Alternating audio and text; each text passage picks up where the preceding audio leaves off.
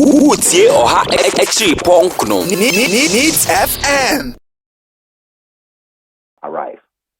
Are you okay with how the inaugural ceremony was done? I thought that it was political, and when it comes to the lives of our people, you only needed to have, say, 5 or 10 ambulances available, and then you take pictures from them as they arrived at the port.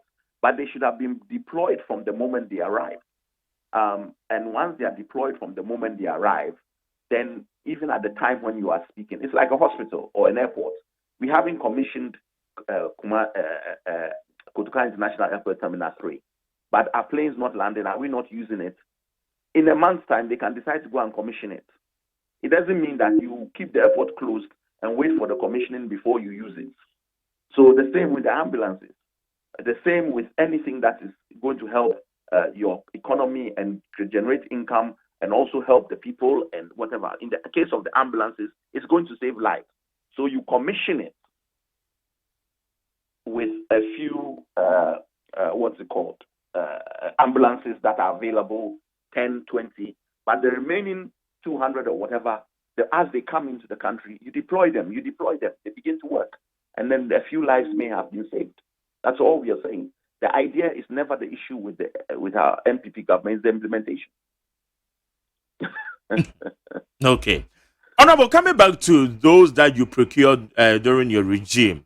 Yes. In fact, what exactly happened? Well, the ambulances, only 30 are in the town. The contract was for 200. 30 came into town. There was a legal issue going on between the supplier and their agent, and therefore a kind of a hold was put on it. The supplier brought the ambulances in without the accessories because they didn't want the accessories to be stolen.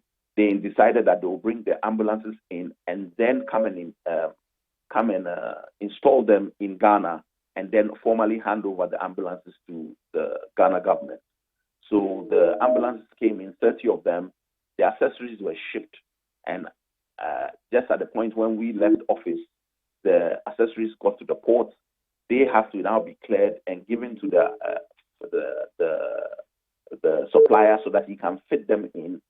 The government took the view that they were not fit for purpose and didn't think that they would allow the items to be cleared. I cannot speak more on it because by that time we had left office. All we know is that they have not formally been handed over. The accessories for the ambulances are at the port. If they are given to the person and he puts them together and puts them into the ambulances, and he finishes handing them over, and you say that what you have is not what you had ordered, you have a right at that point to say you abrogate the contract. But at this stage, the person has not handed formally to government. Yet, you will not assist us with this thing to clear the goods from the port, the accessories. And yet, you would also not abrogate the contract. So it is hanging and it's being left. And like with a lot of things in our country, the galloper cars, the buses that have been picked up, we watch them rot slowly but surely and without any attempt to even mitigate our loss. Because at the end of the day, even those 30 on the face of it have been paid for because of the terms of the letter of contract that we had. So technically, we have already spent that money, and the government has to make a decision one way or the other what they are going to do about the contract. So as far as I can only speak generally, but I cannot go into the detail because it's being looked at by I think is it IOCO, and as to whether there was anything wrong with the contract, and yet no decision is being made one way or the other. No, the items that have to go into the vehicles have not been cleared from the port, as far as I'm aware, and that is where it is. So you are journalists, you can go and be asking questions on this issue and find out a little bit more.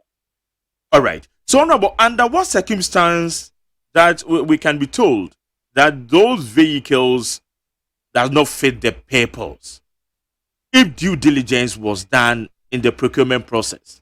Then why is that information? If you feel something is not fit for purpose, what do? You abrogate the contract. So why isn't the contract being abrogated? Why doesn't the government of Ghana come out and the government of Ghana come out and say, we are no longer happy with this contract, we abrogate? Because if you do that, then the supplier has the choice of whether, based on what is being said, they are going to sue, and in which case, if they win, they get a judgment debt. Or when they sue, they are told, look, no, this was not the way it's supposed to have been done or whatever, and therefore you lose the case. But you don't just leave it hanging.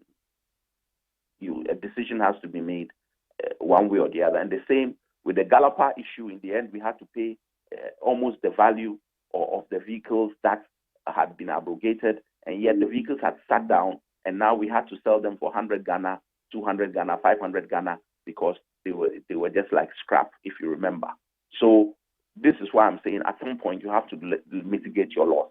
And if you feel that this is not useful and you can't do it, you abrogate the contract, and then you decide what you're doing with the 30 vehicles. You decide what you're doing with the equipment that is sitting in the port, and make a decision. But no decision is being made, and so it is not clear whether you have a situation where there's actually been some breach. When especially the person says, "I haven't even handed them over to you formally. I have wait for me to give you what you said you want, but do what you were supposed to do, which is to clear the goods, and then we will fit it. Once we fit it, then you can at that point say it's good for ambulance or it's not good. You cannot say it at this stage. That's all that is happening. But politics always gets into the way of our decision making, and then the final loser is the Ghanaian taxpayer and the Ghanaian people. We needed these ambulances.